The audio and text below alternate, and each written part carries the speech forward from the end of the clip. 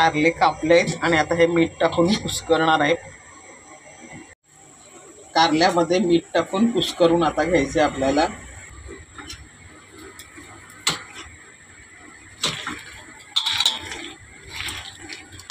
असं कुस्करून घ्यायचं, त्याचा रस काढून टाकायचा. कडवट कढई तापायला ठेवली आहे, त्यात तेल टाकलेले आहे. 2-3 चमचे तेल टाकायचं आणि त्याच्यात आता कांदा घालायचा आपल्याला.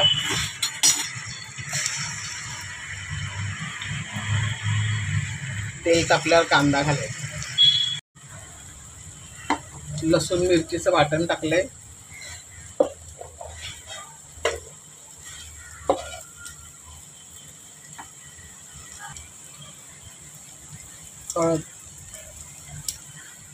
थोडीशी हळद टाकली आहे.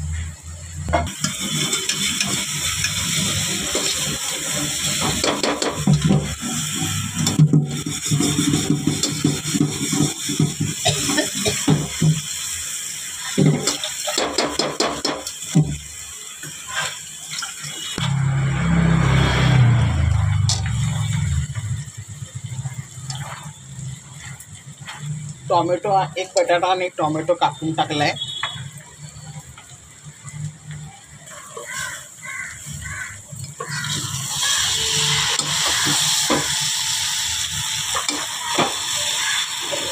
मस्त कारले, बटाटा, टोमॅटो, कांदा घालून भाजी मस्त झाली आहे झटपट. आता फक्त याच्यावर खोबरं घालायचं आहे, मीठ थोडंसं टाकायचं.